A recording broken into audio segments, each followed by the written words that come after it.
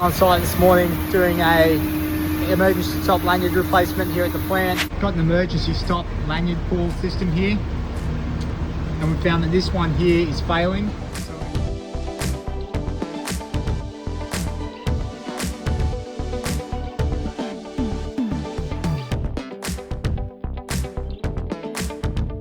This is the e-stop that we're going to be replacing.